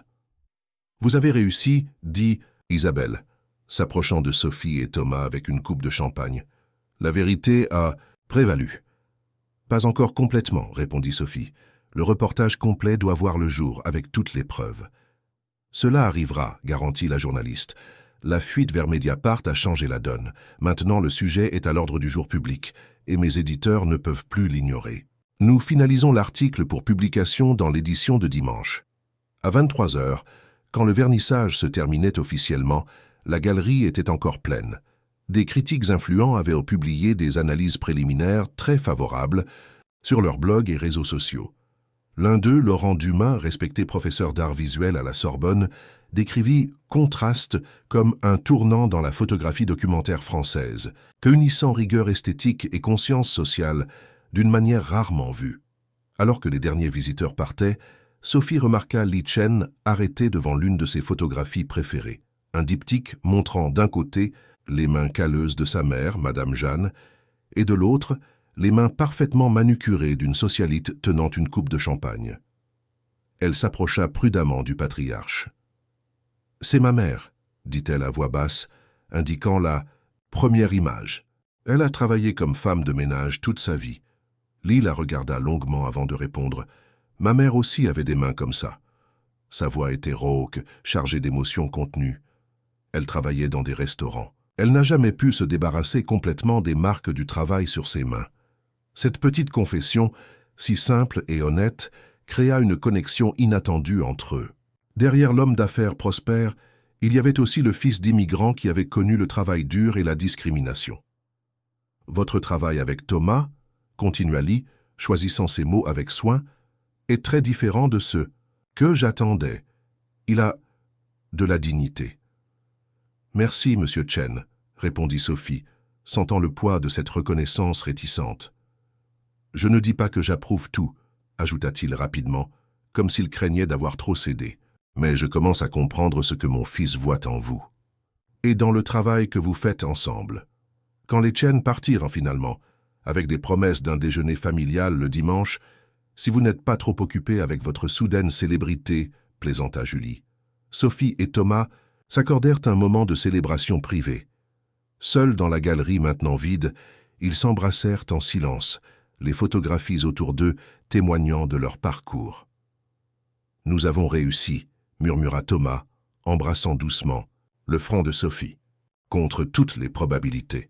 « Ce n'est que le début, » répondit-elle, ressentant un mélange d'épuisement et d'euphorie. « Nous avons encore beaucoup à documenter, beaucoup de vérités à révéler. » Cette nuit-là, tandis que la ville dormait, deux expositions racontaient des histoires très différentes sur la France. L'une d'elles, reluisante et coûteuse, tentait de maintenir la façade d'un monde d'apparence. L'autre, honnête et viscérale, commençait à fissurer les fondations de cette même façade. Et dans un petit appartement à Ménilmontant, Sophie et Thomas s'endormirent dans les bras l'un de l'autre, épuisés mais en paix, sachant qu'ils étaient restés fidèles à eux-mêmes et à leur art, indépendamment des conséquences. Le dimanche se leva avec le titre qui changerait définitivement le cours de l'histoire, philanthropie de façade, la vérité derrière la fondation du bois. Le reportage sur double page dans Le Monde, signé par Isabelle Martin, détaillait toutes les preuves recueillies par Sophie durant son enquête. Détournement de dons, événements caritatifs falsifiés, manipulation de chiffres possibles, crimes fiscaux. Le téléphone de Sophie ne cessa de sonner depuis 7 heures du matin. Journalistes, autres médias, collègues photographes, tous voulaient entendre son témoignage, comprendre comment l'enquête avait commencé. De son appartement à Ménilmontant, elle observait la tempête médiatique qu'elle avait contribué à déclencher. Tu es devenu une célébrité du jour au lendemain, commenta Thomas, servant du café à tous deux pendant qu'ils surveillaient les répercussions en ligne. Ce n'est pas ce que je voulais, répondit Sophie, sincèrement, mal à l'aise avec l'attention. Je voulais juste exposer la vérité. La vérité reste rarement en arrière-plan, particulièrement quand elle est révélée avec tant de force. Les réseaux sociaux bouillonnaient. L'exposition Contraste, qui devait durer seulement 2 semaines, avait maintenant des files de visiteurs faisant le tour du pâté de maison. La Galerie Rouge annonça des horaires prolongés et l'embauche de sécurité supplémentaires pour gérer le public inattendu. Pendant ce temps, l'empire d'apparence d'Émilie s'effondrait rapidement. Des marques qui la sponsorisaient commencèrent à suspendre des contrats, citant une réévaluation des partenariats. Son exposition de France fut brusquement fermée sous prétexte de rénovation d'urgence de l'espace. Sur les réseaux sociaux, son profil auparavant impeccable était maintenant inondé de commentaires critiques et d'accusations. Vers 11 heures, quand Sophie et Thomas se préparaient pour le déjeuner promis avec la famille Chen, ils reçurent une notification inattendue. Émilie avait publié une vidéo, visiblement émue, annonçant son retrait temporaire de la présidence de la Fondation pour permettre une totale transparence dans les enquêtes. Stratégie classique de relations publiques, observa Thomas pendant qu'il regardait la vidéo. Se retirer avant d'être démis, feindre la coopération pour gagner de la sympathie. Elle est désespérée, convint Sophie. Son château de cartes s'effondre. Le restaurant choisi pour le déjeuner familial fut le Lotus Bleu, un raffiné établissement chinois dans le 13e arrondissement. Le choix de Mei n'était pas fortuit. Il représentait un juste milieu entre les mondes de Thomas et Sophie, un espace qui honorait la tradition chinoise, mais était géographiquement proche de l'univers bohème que le couple habitait. Leur arrivée, ils trouvèrent toute la famille Chen déjà installée dans une salle privée. Li, encore avec une expression réservée mais visiblement moins hostile qu'avant. Mei, élégante et sereine comme toujours. Julie, accompagnée de son mari Richard, et à la surprise de Thomas, son oncle Jacques, frère cadet de Li, connu pour ses positions progressistes au sein de la famille. « Oncle Jacques !» s'exclama Thomas, sincèrement heureux. « Je ne savais pas que tu serais à Paris. Je suis venu spécialement pour voir ton exposition. »« Neveu », répondit l'homme de 60 ans avec un sourire chaleureux, « et pour connaître la photographe qui révolutionne notre dynamique familiale. » Le déjeuner commença avec la formalité typique des rencontres de la famille Chen, mais acquit graduellement un ton plus détendu.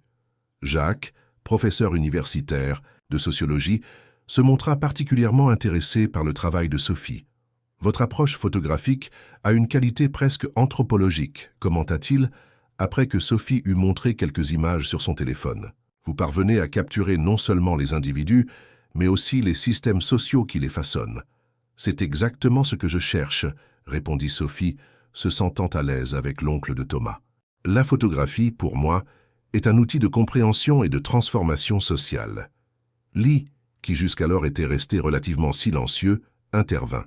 « La transformation sociale est une ambition considérable pour une jeune photographe. » Il y a eu un moment de tension, mais le ton de Li n'était pas critique, plutôt de curiosité sincère. « Je crois que l'art a ce pouvoir, monsieur Chen, » répondit Sophie avec confiance, comme nous avons pu le voir avec la répercussion de l'exposition. En effet, convint Li, surprenant tout le monde, l'impact que vous avez causé est impressionnant. Je n'attendais pas une telle répercussion. Thomas regarda son père avec étonnement. C'était le plus proche d'un éloge qu'il ait jamais reçu pour son travail artistique.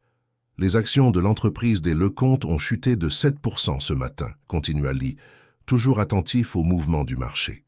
Et 3 membres du conseil de la Fondation ont déjà démissionné. Vous avez déclenché un effet domino significatif. Ce n'était pas notre objectif initial d'atteindre leurs affaires, expliqua Thomas. Nous voulions simplement exposer la vérité sur l'exploitation de la misère d'autrui pour l'autopromotion. Parfois, la vérité a des conséquences économiques, commenta Jacques avec un sourire sagace, particulièrement quand elle expose la corruption déguisée en philanthropie. La conversation dériva vers d'autres sujets, avec Mei demandant discrètement sur la famille de Sophie, son enfance à Saint-Denis, sa formation. Derrière les questions apparemment décontractées, Sophie percevait la matriarche construisant une carte mentale de la femme qui avait conquis son fils. Après le dessert, quand le déjeuner touchait à sa fin, Lee fit un geste pour que tous prêtent attention. Son visage était sérieux, mais il y avait une douceur inhabituelle dans ses yeux. « J'ai quelque chose d'important à dire », commença-t-il, regardant directement Thomas et Sophie. « Comme vous le savez, j'ai été résistant au choix de Thomas ces derniers mois. » Il fit une pause, comme s'il choisissait soigneusement ses mots. « Je croyais protéger l'héritage de la famille, les valeurs qui nous ont amenés jusqu'ici. » Thomas acquiesça sans interrompre. C'était rare de voir son père dans un moment de vulnérabilité. « Mais hier, en visitant votre exposition, quelque chose a changé en moi, » continua Lee. « J'ai vu non seulement des photographies, mais une vérité que j'avais oubliée, que notre propre famille est venue d'origine modeste, que nous avons affronté des préjugés et des difficultés, que la vraie valeur n'est pas dans les titres ou les comptes bancaires, mais dans la dignité et l'authenticité. » L'émotion était palpable autour de la table, mais tint discrètement la main de son mari l'encourageant à continuer. Pour cela, j'ai décidé 2 choses importantes. Premièrement, Thomas sera réintégré au conseil d'administration de la Fondation Chen avec une totale autonomie pour diriger la division des arts visuels, selon sa vision. Il regarda Sophie. « Et vous, mademoiselle Moreau, êtes officiellement invitée à être commissaire invitée de notre prochaine exposition annuelle. » Sophie se sentit sans voix. C'était une offre inattendue et profondément significative, non seulement une réconciliation familiale, mais une reconnaissance professionnelle de haut niveau. Deuxièmement, continua Lee, après discussion avec May et Julie, nous avons décidé que la Fondation Chen établira un programme permanent de bourses pour jeunes photographes de communautés défavorisées, inspiré par le travail que vous avez réalisé dans Contraste. Thomas ne put contenir son émotion. Ce geste représentait plus que l'acceptation. C'était la validation de tout ce en quoi il avait toujours cru, la preuve que sa famille était capable d'évolution et de croissance. « Père, c'est... » commença-t-il, mais les mots lui manquèrent. « C'est le minimum que nous puissions faire, » compléta Lee, avec un petit sourire. « Après tout, un véritable héritage ne se construit pas en maintenant des traditions immuables, mais en les adaptant aux nouveaux temps, sans perdre leur essence. » La déjeuner se termina dans une atmosphère de réconciliation et de nouvelles possibilités. Sur le chemin du retour vers l'appartement de Sophie, elle et Thomas pouvaient à peine digérer tout ce qui s'était passé dans les dernières 48 heures, le succès retentissant de l'exposition, la chute d'Émilie, la réconciliation avec la famille Chen. « Ça semble un rêve », commenta Sophie, regardant par la fenêtre de la voiture tandis qu'ils traversèrent les Champs-Élysées, maintenant baignés par le soleil de l'après-midi dominical. « Tant de choses ont changé en si peu de temps. »« Ce n'est que le début, » répondit Thomas, tenant sa main. « Nous avons beaucoup plus à construire ensemble. » Le lendemain matin, alors que le scandale impliquant la Fondation Dubois continuait à se dérouler dans les médias avec des enquêtes officielles annoncées par des organismes de régulation, Sophie reçut un message inattendu. C'était de sa mère, Madame Jeanne, demandant qu'elle appelle urgemment. Le cœur accéléré, craignant un problème familial, Sophie appela immédiatement. « Maman, il s'est passé quelque chose ?»« Ma fille, » la voix de Madame Jeanne, était nouée, mais d'émotion, pas de tristesse. « Je viens de sortir du marché et Madame Lucie de la boulangerie m'a montré le journal. Tu es en première page, ma fille photographiant les riches et démasquant les faux. » Sophie rit, soulagée et émue par la réaction de sa mère. « C'est un travail important, maman. Nous montrons la vérité derrière les apparences. Ton père ne cesse de le raconter à tout le monde à l'arrêt de bus. Ma fille, la photographe célèbre. » Madame Jeanne fit une pause. « Et ce jeune homme asiatique qui apparaît sur les photos avec toi, c'est ton petit ami ?» Sophie sourit, regardant Thomas qui travaillait sur son ordinateur portable, de l'autre côté de la pièce. « Oui, maman, c'est Thomas. Je veux que vous le rencontriez officiellement. Pouvons-nous déjeuner ensemble dimanche prochain ? » « Bien sûr, ma fille, je vais faire cette blanquette de veau que tu aimes. » L'enthousiasme de Madame Jeanne était palpable. « Il mange de la cuisine française. Ou dois-je apprendre à faire de la cuisine chinoise ? Il adore la blanquette, maman. Ne t'inquiète pas. » Après avoir raccroché, Sophie ressentit une vague de gratitude pour la simplicité et l'authenticité de sa famille. Malgré tous les changements dans sa vie, Cette connexion restait solide, un rappel constant de ses racines et valeurs. Dans les semaines suivantes, l'exposition « Contraste » fut prolongée d'un mois supplémentaire en raison de la demande incessante. Des critiques internationaux commencèrent à relayer le phénomène, avec des publications comme The Guardian et Le Monde, envoyant des correspondants pour couvrir ce qu'ils appelaient la révolution photographique française. Le destin d'Émilie. Dubois suivit le chemin attendu. Après que les enquêtes préliminaires eurent confirmé les accusations, elle annonça une période sabbatique pour réflexion et renouveau spirituel, au Portugal, fuyant clairement l'examen public. Sa fondation fut complètement restructurée, maintenant sous la supervision d'un conseil indépendant qui garantirait que les dons arriveraient effectivement aux destinataires. Pour Sophie et Thomas, le succès apporta de nouvelles responsabilités et opportunités. Invitations à des expositions internationales, conférences dans des universités, propositions de livres, mais au milieu de l'agitation, ils restèrent fidèles à l'essence de leur travail, documenter la réalité française avec honnêteté et provoquer la réflexion à travers l'art.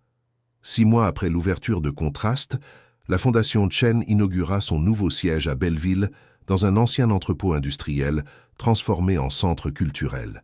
L'espace, beaucoup plus grand que le précédent, incluait non seulement des galeries d'exposition mais aussi des studios pour artistes en résidence, des salles de classe pour jeunes de banlieue et un centre de documentation photographique de la réalité française. L'exposition inaugurale, Racine et elle, dont Sophie était commissaire, présentait les travaux de 10 jeunes photographes de communautés périphériques, sélectionnés à travers le programme de bourse créé par l'I. Les images puissantes qui portraituraient, depuis le quotidien dans les cités jusqu'aux célébrations culturelles, dans des communautés rurales, révélèrent des talents qui, sans le programme, n'auraient peut-être jamais eu l'opportunité de montrer leur regard au monde. Le soir de l'ouverture, Sophie observait avec fierté les jeunes photographes interagissant avec des conservateurs, critiques et collectionneurs. Ses parents, Madame Jeanne et Monsieur Bernard, circulaient timidement dans l'espace, pas encore totalement à l'aise dans cet environnement, mais visiblement fiers de leur fille. À leur côté, étonnamment à l'aise, se trouvaient Li et Mei Chen, qui avaient insisté pour rencontrer les parents de Sophie quelques semaines auparavant, et, contre toutes attentes, avaient développé une connexion authentique basée sur des expériences partagées de travail dur et de sacrifice pour leurs enfants. Thomas s'approcha, remettant une coupe de champagne à Sophie. Au succès de la nouvelle génération, trinqua-t-il, qu'indiquant les jeunes photographes d'un geste. À la vérité derrière les apparences, répondit Sophie, touchant sa coupe à la sienne. Tandis qu'ils observèrent la foule, Thomas sortit discrètement une petite boîte de sa poche. « Je ne prévoyais pas de faire cela ici, dit-il, avec un sourire nerveux. Mais en voyant nos familles réunies, notre travail s'épanouir, cela semble le moment parfait. » Sophie sentit son cœur s'accélérer en réalisant ce qui se passait. « Sophie Moreau, » continua Thomas, ouvrant la boîte pour révéler un anneau simple mais élégant, avec une pierre bleue naturelle, non pas un diamant ostentatoire mais une aigue marine française. « Tu as transformé ma vie en me montrant la valeur de l'authenticité et du courage. Veux-tu construire un avenir avec moi, unissant nos regards pour continuer à révéler la vérité de ce pays ?» Les yeux pleins de larmes, Sophie sentit toutes les pièces de sa vie s'emboîter parfaitement. De fille de banlieue à photographe reconnue, d'observatrice solitaire à membre d'un partenariat puissant, son parcours avait consisté à rester fidèle à elle-même, même quand il aurait été plus facile de céder aux pressions et aux apparences.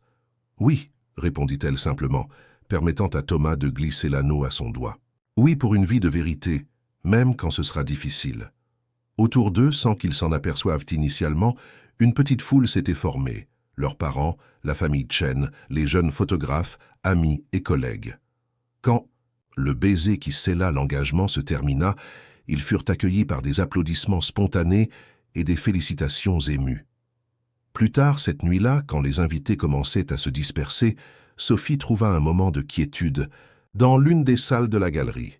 Devant elle, un mur exhibait, côte à côte, la première photographie qu'elle avait prise professionnellement, un portrait en noir et blanc de sa mère, et la plus récente, capturée la semaine précédente, Li et Bernard, père de Thomas et son propre père, conversant avec animation pendant un barbecue dans le jardin simple de la maison à Saint-Denis. Ces images, séparées par des années d'expérience et de croissance, racontaient non seulement son histoire personnelle, mais l'histoire d'une France où des mondes apparemment distants pouvaient se rencontrer et reconnaître l'humanité partagée. La véritable essence est au-delà des apparences, pensa Sophie, contemplant le chemin parcouru. Et l'amour authentique, fondé sur le respect et la vérité, peut réellement transcender toute barrière sociale. De l'autre côté de la salle, Thomas parlait avec l'un des jeunes photographes, gesticulant avec enthousiasme tout en expliquant des techniques d'éclairage. Leurs regards se croisèrent à travers l'espace, et dans ce moment silencieux de connexion, Sophie eut la certitude, elle avait choisi de rester fidèle à elle-même et à son art, et avait trouvé, dans le processus, non seulement le succès professionnel, mais aussi un amour qui valorisait exactement ce qu'elle était, authentique, déterminée et vraie. Et tandis que Paris brillait dehors, ses lumières se reflétant dans les fenêtres de la galerie comme des étoiles artificielles, Sophie Moreau sut que son voyage, loin de se terminer, ne faisait que commencer. Avec l'appareil photo comme arme et la vérité comme boussole, elle continuerait à